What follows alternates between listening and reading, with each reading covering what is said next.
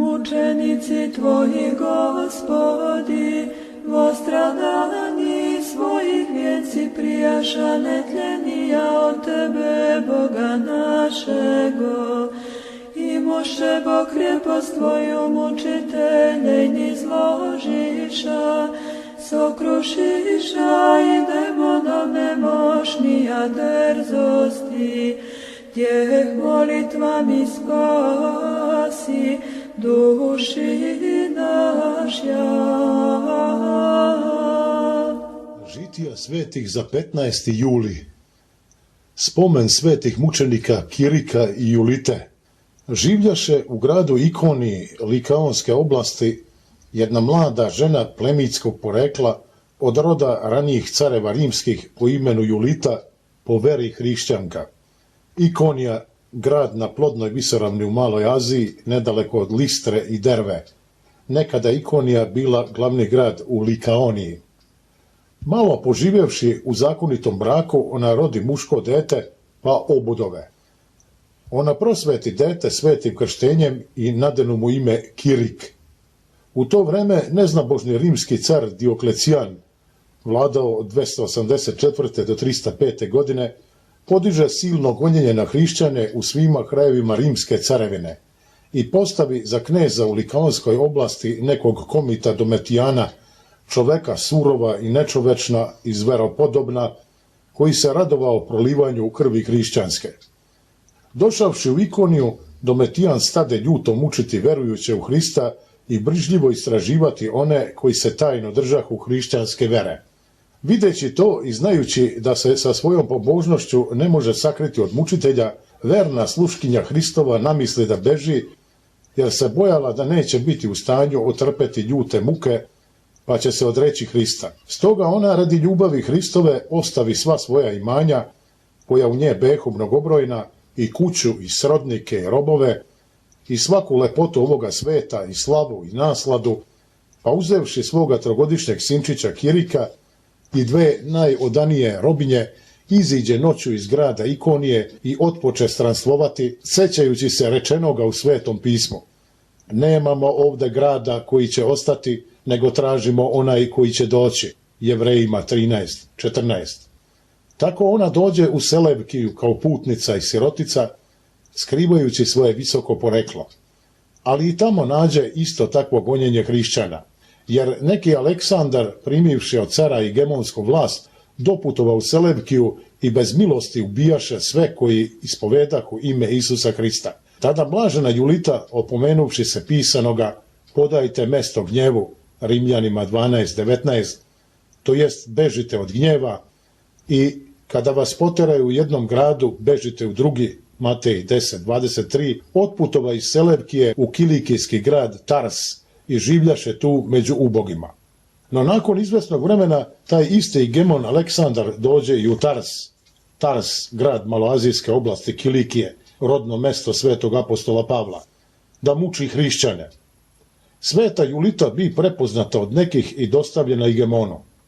Ovaj naredi odmah da je uhvate, a sam sede na otvorenom narodnom sudištu.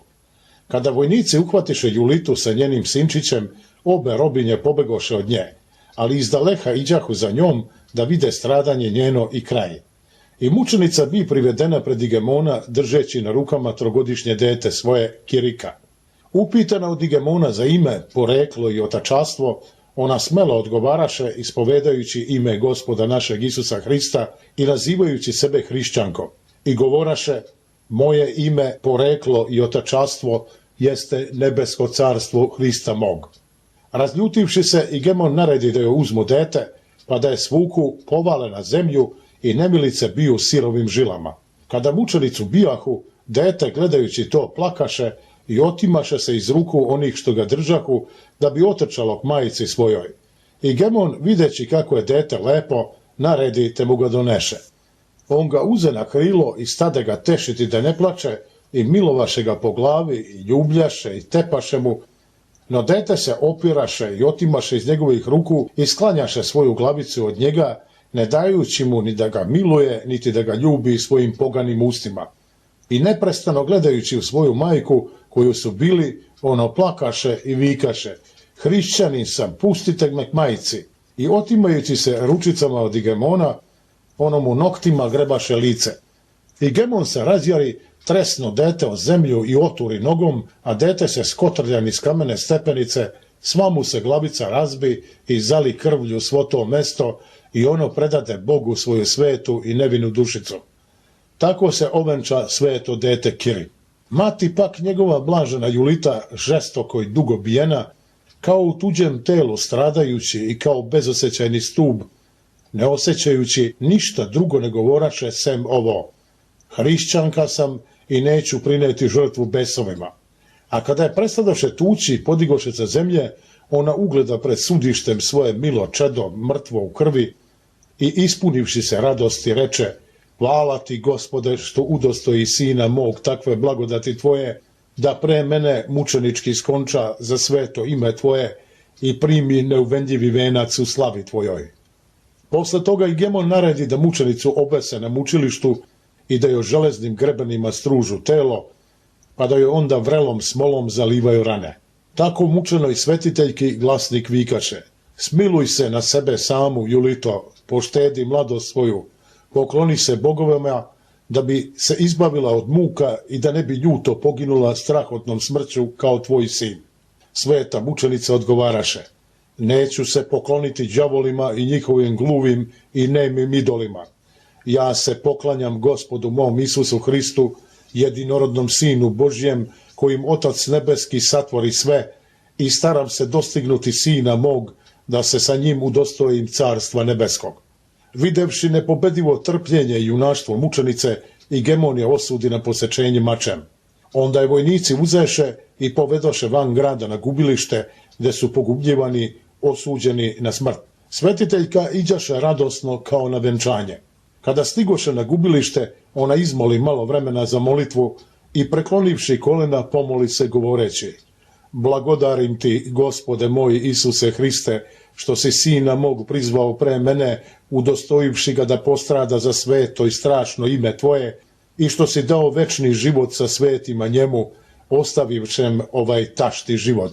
Primi dakle i mene nedostojnu sluškinju tvoju i udostoji me da dobijem blagodat pred tobom, da budem pribrojana mudrim devojkama koje uđoše u tvoj neprolazni čertog, da bi duh moj blagoslovio tebe, sazdatelja svog i bespočetnog oca tvog i savečnog duha svetog, vavek. Amin. Pošto se sveta mučenica tako pomoli Gospodu, dželat naoštri mač, udari mučenicu po vratu i odseče česnu glavu, ostavivši telo njeno na tom mestu bez pogrebenja da ga pojedu psi i zveri. Sveta Julita postrada 304. godine. Tako isto i telo svetog Kirika izvukoše iz grada i baciše pored tela njegove majke, pa otidoše. A kada se spusti noć, dođoše one dve gore spomenute robinje, uzeše telo svoje gospođe njenog sina, odneše ih daleko i pogreboše u zemlju. Jedna od tih robinja dožive do dana Konstantina Velikog, prvog hrišćanskog cara, u čije vreme zasija istina i blagodaću Hristovom crkva Božja dobi slobodu. Tada ta robinja pokaza vernim hrišćanima mesto gde behu pogrebene česne mošti svetih mučenika Kirika i Julite i ispriča o njihovom stradanju. Oni onda izvadiše iz nedra zemlje njihove svete mošti netljene, ispunjene miomira, i one davahu isceljenja od bolesti.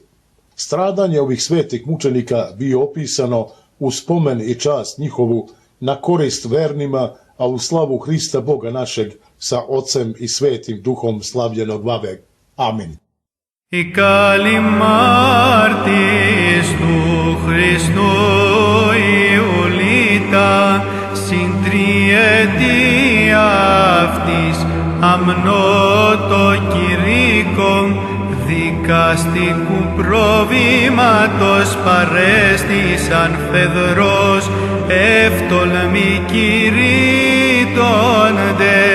την Χριστόν ημών κλήσιν, αμφομυπτωούμενοι, απειλάς των τυράννων,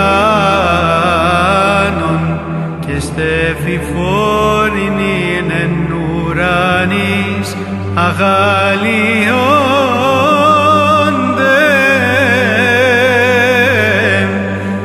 Χριστό παριστάνει.